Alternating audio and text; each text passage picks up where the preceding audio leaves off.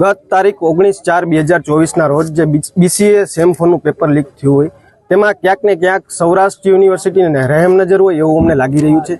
આટલી વાર વિદ્યાર્થીઓ સંગઠન દ્વારા વારંવાર રજૂઆત કરવા છતાં પણ આ જાડી ચામડીના સત્તાધીશો ક્યાંક ને ક્યાંક પોતાની રહેમનજર આમાં રાખતા હોય એવું અમને લાગી રહ્યું છે। વિદ્યાર્થીઓને કેવી રીતે અન્યાય કરવો, આવી રીતે વિદ્યાર્થીઓને કેવી રીતે પેપરકાંડ કરવો, આ એકમાત્ર સૌરાષ્ટ્ર યુનિવર્સિટીનું અત્યારે લક્ષ્ય હોય એવું અમને લાગી રહ્યું છે।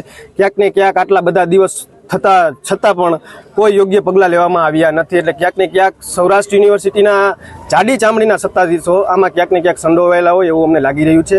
આજે રાજકોટ શહેર NSUI તેમજ સમગ્ર CYSSની ટીમની એક જ માંગ છે કે યોગ્યમાં યોગ્ય પગલાં લેવામાં આવે, આ પેપર કાંડ બદલ કડકમાં કડક કાર્યવાહી કરવામાં આવે અને જે પણ આમાં સંડોવાયેલા હોય એના વિરુદ્ધ તાત્કાલિક ધોરણે ફરિયાદ કરવામાં આવે, જે હજી સુધી થઈ નથી આટલા દિવસ હોવા છતાં પણ। એટલે ક્યાંક ને ક્યાંક આજે NSUI અને CYSSની સંયુક્ત રજૂઆત, જો પગલાં લેવામાં નહીં આવે તો વિદ્યાર્થી સંગઠનો આવનારા દિવસોમાં રોડ પર પણ ઉતરશે અને સૌરાષ્ટ્ર યુનિવર્સિટીનો ઘેરાવ કરશે, એ મારી તમને ખાતરી છે।